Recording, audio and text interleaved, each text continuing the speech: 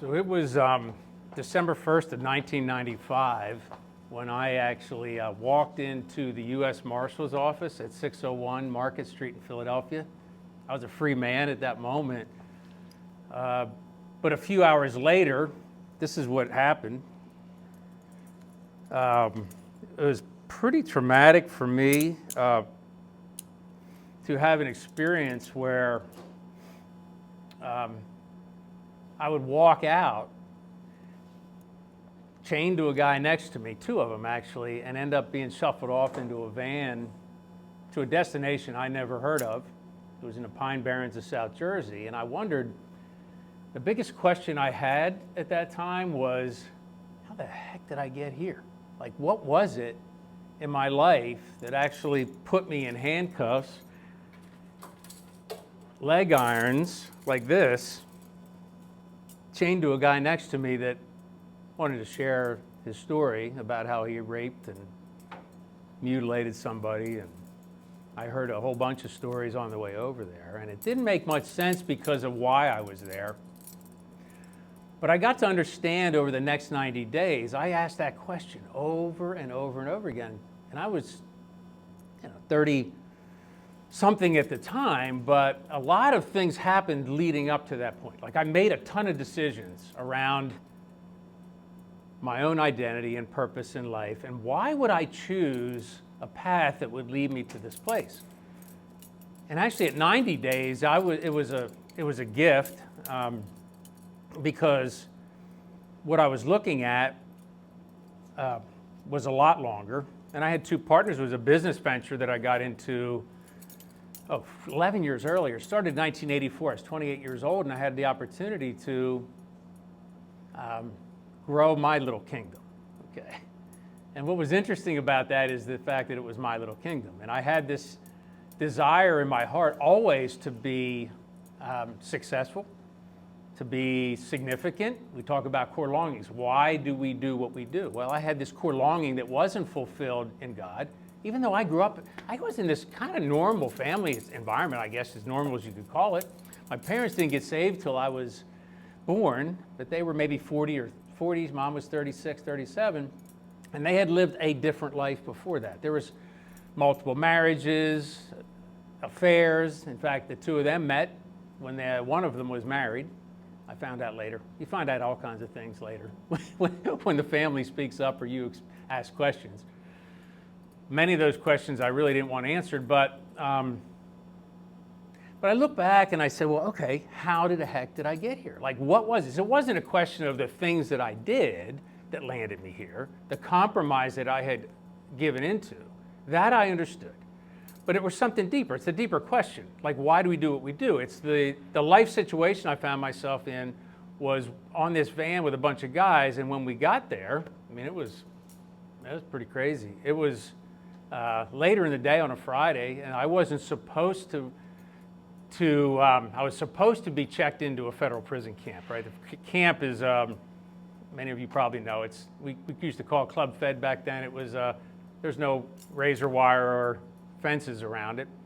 But in Ferreton, New Jersey, there's a medium-high facility with plenty of razor wire and plenty of convicts on the inside, like the guy I was chained to, for a whole lot worse reasons, somebody would think, than what I was there for.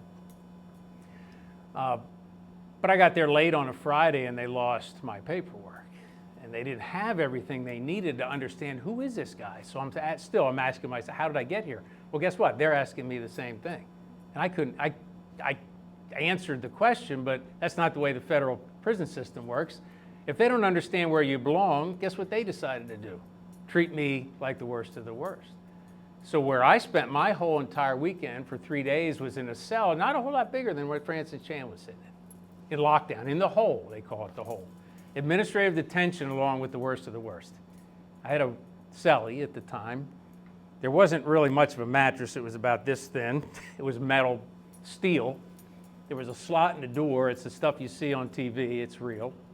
Felt like Cool Hand Luke or something. It was one of the. I was like living back in the day. I'm glad they didn't put a ball and chain on me, but it felt like that would happen. And maybe I would have deserved it. So I didn't expect to be in this space where, man, you talk about bad. like this, how does it get worse than this? It doesn't get worse with the worst of the worst when they don't know what to do with you.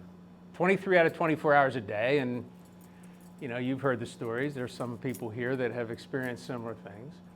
And they slide meals through the door. I got out for a shower one day and to walk in the yard the next with a bunch of guys that, it was a scary situation. And I said, again, why am I here? Like, what is this? And over those next 3 months, God would answer that question, different than what I thought. And then I would get out of there and he would wait 25 years and he would say, you know what? You're going to write about it. So I did during COVID. That's a design. It's not published yet. But I didn't really want to talk about the story because I didn't understand it, probably until a decade ago. When I look back on my life and I understood, okay, what is the wound? What were the wounds that I experienced in my life that caused me? The dysfunctional behavior for me was to chase down everything I possibly could, including the biggest bottom line I could come up with.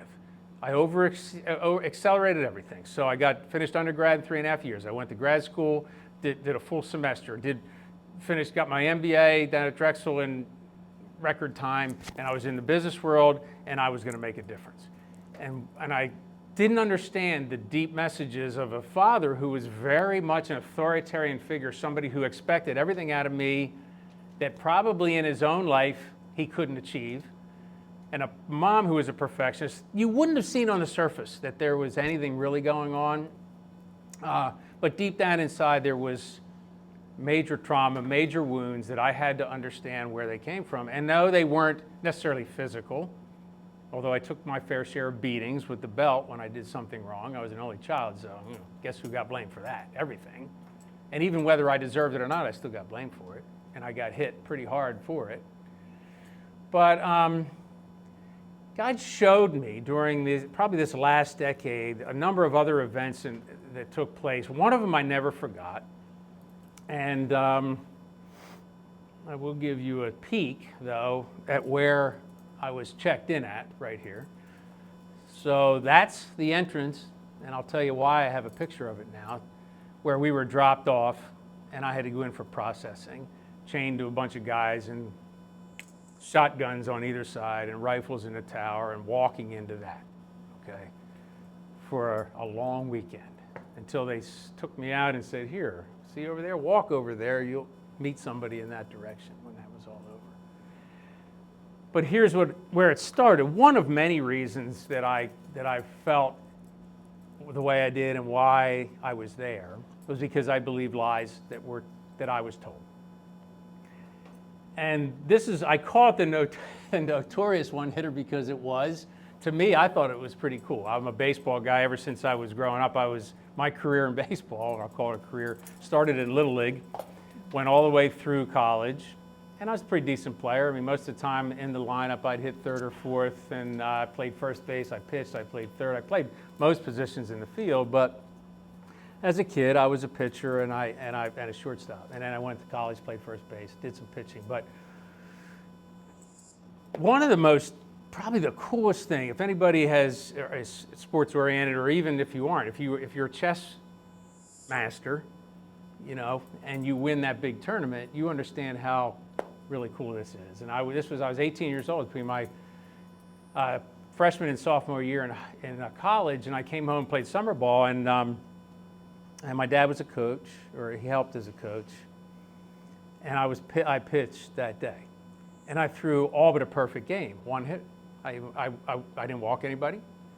The best part about this, it wasn't just that one hit. And I remember this morning, I'm thinking about where did that hit go? Well, we kind of snuck between third base and shortstop.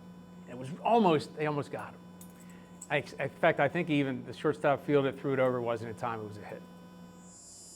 Everything else, I shut him down that day. And that's 9 innings. That's pretty decent. I hit the 2-run home run that scored the first 2 runs of the game. And I remember the field. It reminded me, if anybody knows the Fenway Park Green Monster, it's about 37 feet tall. It felt like I hit that thing 400 feet. I don't know whether I did, but to hit a 2-run home run, win the game, and throw a one-hitter, that's the stuff careers are made of. Now, that's as good as it got, and I never played professional baseball, but that was cool. But I remember this. that stuck out more than anything else. I walked back to the car, and I sat in there with my girlfriend at the time. I don't know what we had in mind, going to get a big ice cream sundae or something to celebrate. And my dad looked at me and he goes, you know, if it weren't for that one hit, it would have been a perfect game. With this disapproving look like, you know what, you're just not good enough. You just will never be good enough. And I was reminded by my girlfriend, who was my first wife, just yesterday when I had a conversation, that you said to him, you said to me, you said to yourself, you said, I will never play baseball for my father again. And I'm like, wow, I said that? Like, why was I doing that to begin with? Because I was living in this plane, not this plane. And even though I was a kid at 9 years old when I walked down the aisle to accept Jesus, I was still living here for the world, for performance, for people pleasing, to make my dad happy, because you know what? Obviously that wasn't going to work. So I carried that into my professional career, and I worked hard, and I kept plugging away, and I made it. And I started a business at 28 with a couple guys in Philadelphia. It was highly successful.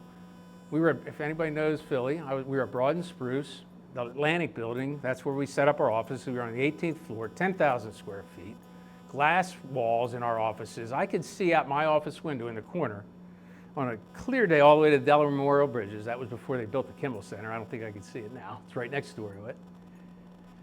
And that was in the 80s. I drove my Lincoln Town Car, which is the biggest car on the road back then. And you try to maneuver one of those around the garages in Philadelphia, you'll see how hard it is. And I also made sure, by the way, I had the first cell phone. It was the big one, as big as your head. And you had the little tiny, little wiggly, some of you guys are like, what is he talking about? How old are you? Okay. And I had my boat on the Chesapeake. I built an oceanfront property in North Carolina. I had a condo in Antigua. I was flying all over the place. I had millions, made millions, and I lost millions. Because God said, you know what, you make that your God, we're going to take it away. And it's because I compromised, because it wasn't good enough. It was a real estate investment business. I was buying stuff all over the place, teaching other people to do it. My two partners decided, you know, it's not good enough. We are going to try to secure this business we're going to set up references for our company that are impeccable. In fact, we're going to pay them.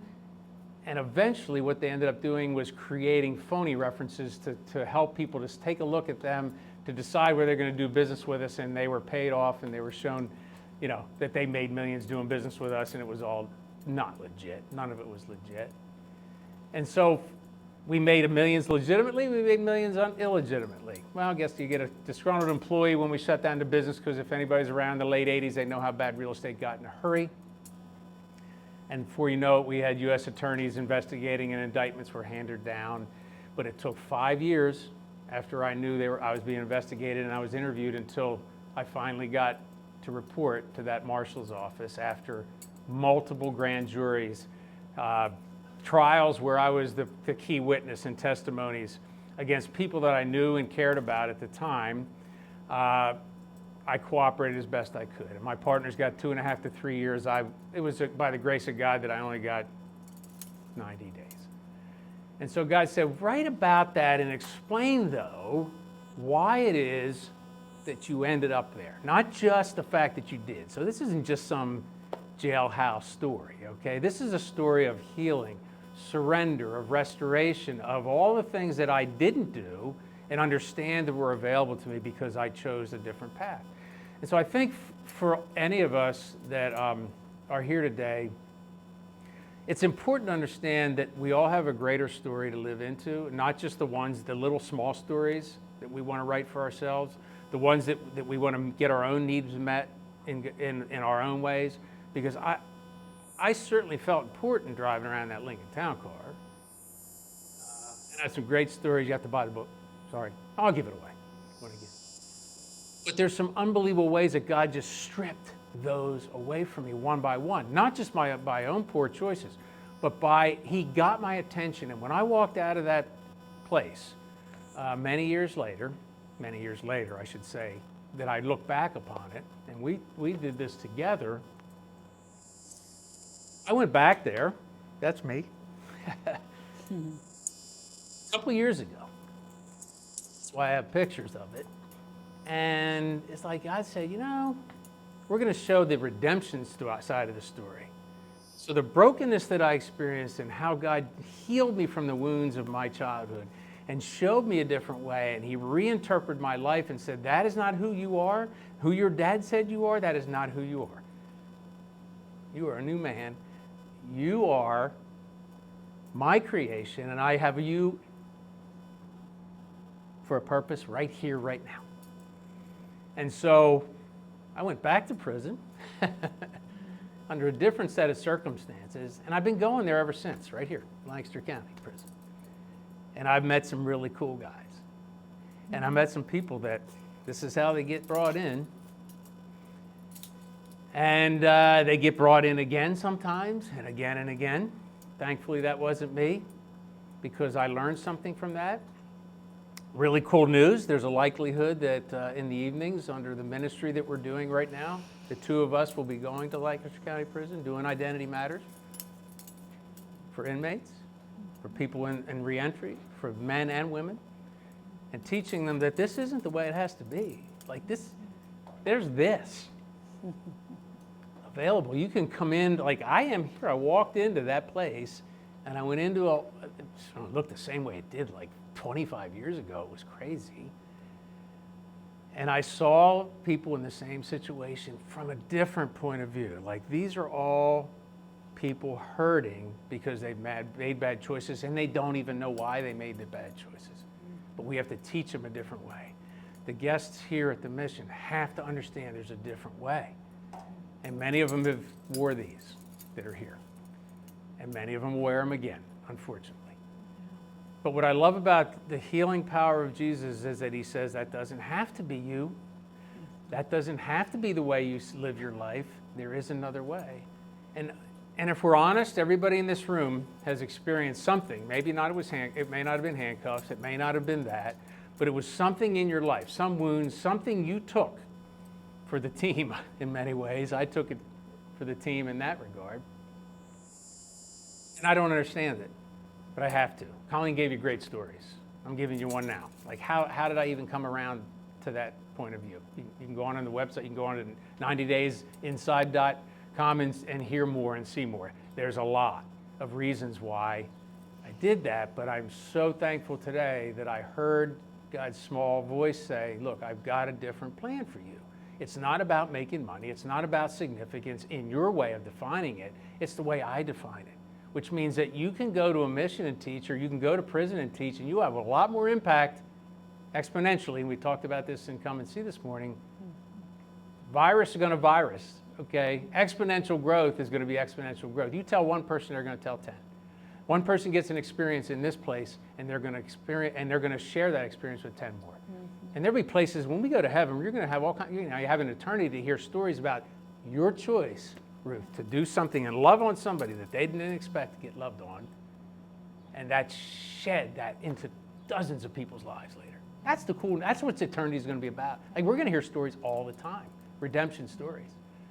So when you get a trigger inside of you, when something happens, and you don't understand why it's happening, just sit and ask God, show me something, Lord. Show me something that in my past I don't understand about, a lie that I might be believing, and begin to start healing through a process that he'll walk you through. Because in the end, you get to do fun stuff like I'm doing right now. This is the best thing ever.